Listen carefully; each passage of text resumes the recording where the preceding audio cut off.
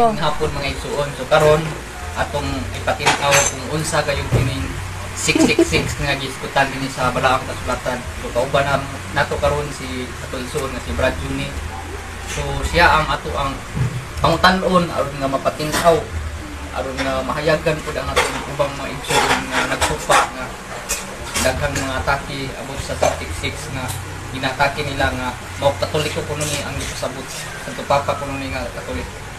So bro, akong ipatinaw kung unsa gid ni katinuod kining ilang atake nga ingon diri sa mga Sabadista nga ang Santo Papa mao daw ang giingon sa pinadayag 13:18 nga 666 kay mo total og 666 ang titulo sa Santo Papa nga si Vicarius Pilili. So unsa ni katinuod ni ilang atake bro? Ang atong tubagana dili na tinuod. Kay unsa man ang basihanan nga unsay basihanan sa unsa to ang pangutana?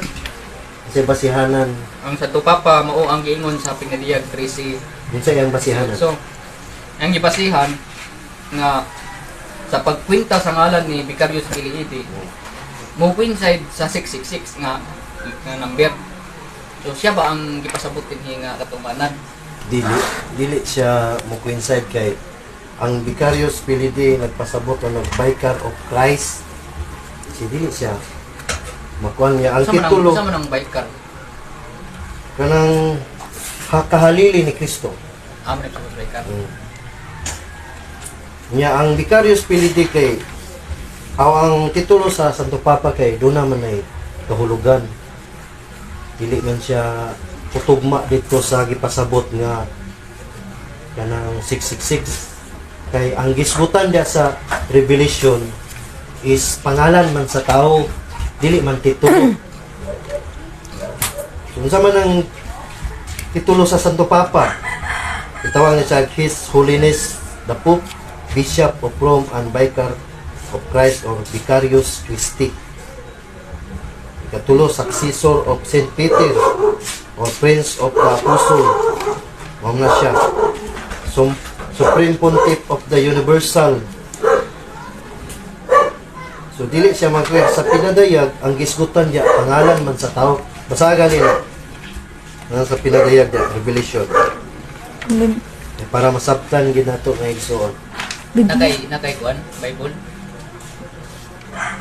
Revelation 13. Idala sa kung anak ang Bible kay kasi Kinay kay English.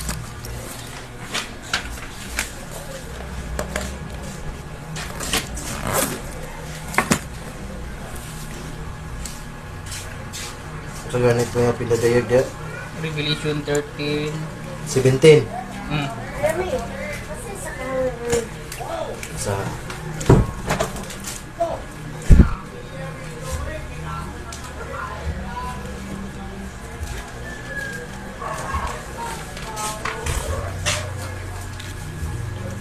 Muna ang gingon. Revelation 13 ito sa 18.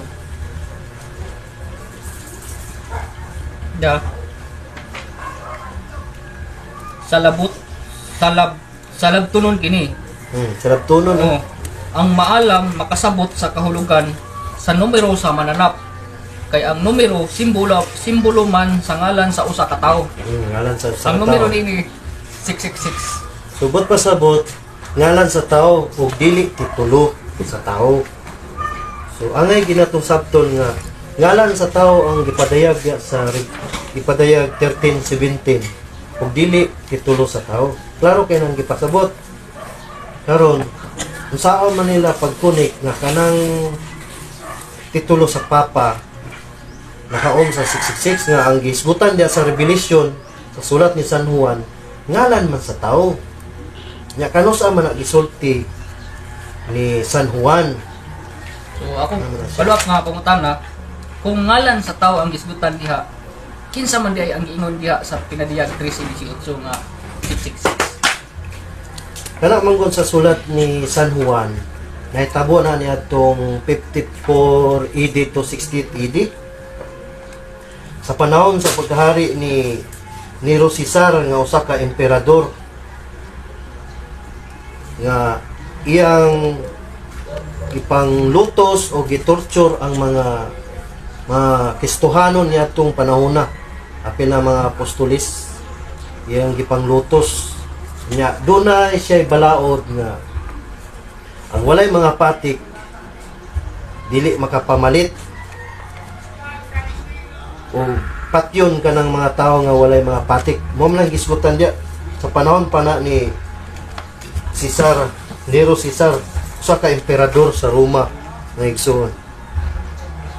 Around 54 AD to 68 AD. Nya, pangalan sa tao ang gisgutan ni San Juan, dili man titulo. So sayo pang ilang interpretation nga igsoon.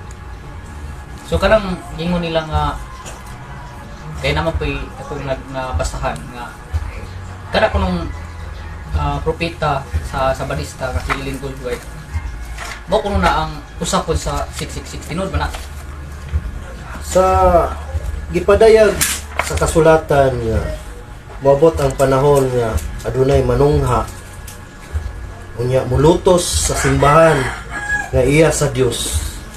Usa na siya sa basihanan nga mahaom dito sa gipadayag nga 666 tungod kay ang founder ni ana nga usa ka magtutukod nga gisgutan dia sa Revelation pangalan man sa tao. So kung naigo sa pagkwintada ang iyang ngalan sa usa ka founder nga pundok nga dili tinukod ni Kristo apan manglulutos sa simbahan, so nahaom siya sa pagkwintada sa 666, dunay basihanan nga maigo siya anang gingon dia sa Revelation nga pinadayag 13:17. Pero ang gisgutan dia katog yung sa panahon ni Nero Cesar na usa ka emperador.